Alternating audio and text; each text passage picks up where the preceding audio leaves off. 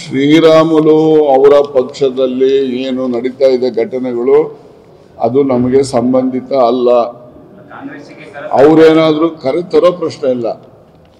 ಅವರೇನಾದರೂ ಶ್ರೀರಾಮುಲು ಅವರು ಸ್ವಯಂ ಆಗಿ ಕಾಂಗ್ರೆಸ್ ಪಕ್ಷಕ್ಕೆ ನಾನು ಕಾಂಗ್ರೆಸ್ಸಿನ ಸಿದ್ಧಾಂತಗಳನ್ನು ಒಪ್ಪಿ ಪಕ್ಷಕ್ಕೆ ಬರ್ತೇನೆ ಅಂತ ಅವ್ರು ತೀರ್ಮಾನ ಮಾಡಿದ್ರೆ ನಮ್ಮ ಪಕ್ಷದಲ್ಲಿರ್ತಕ್ಕಂಥ ಏನು ಎಸ್ ಟಿ ಮುಖಂಡರುಗಳು ಯಾರೂ ಅವ್ರಿಗೆ ವಿರೋಧ ಇಲ್ಲ. ಸತೀಶ್ ಅವರು ಕೂಡ ಈಗಾಗಲೇ ಅವರು ಕೂಡ ಅದನ್ನು ಸ್ಪಷ್ಟ ಮಾಡಿದ್ದಾರೆ.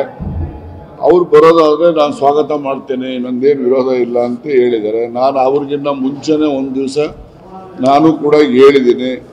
ರಾಮುಲು ಕೂಡ ಒಬ್ಬ ಸಂಭಾವಿತ ರಾಜಕಾರಣಿ ಇದ್ದಾರೆ, ಅವ್ರಿಗೂ ಕೂಡ ಅವ್ರದ್ದೇ ಆದಂಥ ಫಾಲೋಯಿಂಗ್ ಇದೆ. ಹಿಂದೆ BSR ಪಾರ್ಟಿ ಮಾಡಿದಾಗ ಅವರು ಕೆಲವು ಜನ ಶಾಸಕರು, ಒಂದು 6-7 ಜನ ಶಾಸಕರು ಗೆದ್ದಿದ್ರು ಅವ್ರಿಗೆ.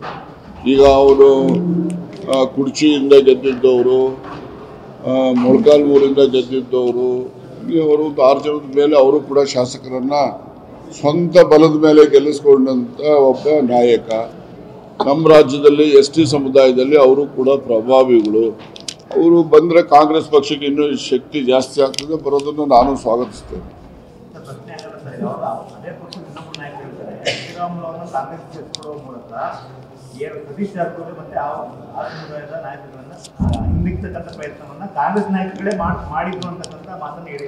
ಅದೆಲ್ಲ ಸುಳ್ಳು.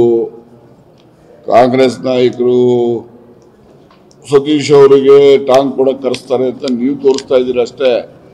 ಸತೀಶ್ ಅವರಾಗಲಿ, ನಾವಾಗಲಿ, ರಾಮುಲು ಆಗಲಿ ನಾವೆಲ್ಲ ವಿಶ್ವಾಸದಲ್ಲೇ ಇರೋವಂಥವ್ರು. ಈಗ ಬಾಲಚಂದ್ರ ಜಾರಕಿಹೊಳಿ ಅವ್ರ ಪಾರ್ಟಿ ಅರ್ಬಾವಿನಲ್ಲೇ MLA ಇದ್ದಾರೆ. ಅವರು ಕೂಡ ನಮಗೆ ಆತ್ಮೀಯರು. ಮತ್ತು ರಾಜಕಾರಣ ಹೊರತುಪಡಿಸಿ ಬೇರೆ ವಿಚಾರಗಳಲ್ಲಿ ನಾವು ಆಗಾಗ್ಗೆ ಸೇರ್ತಾನೆ ಇರ್ತೀವಿ, ನಾವು ಆಗಾಗ್ಗೆ ಚರ್ಚೆನೂ ಮಾಡ್ತಾ ಇರ್ತೀವಿ. ಕೆಲವೊಮ್ಮೆ ನಮ್ಮ ಅಭಿಪ್ರಾಯ ಅವರು ಒಪ್ತಾರೆ, ಅವ್ರ ಅಭಿಪ್ರಾಯ ನಾವು ಕೆಲವೊಮ್ಮೆ ಒಪ್ಪುವಂಥ ಸಂಗತಿಗಳು ಭಾಳಷ್ಟಿದ್ದಾವೆ.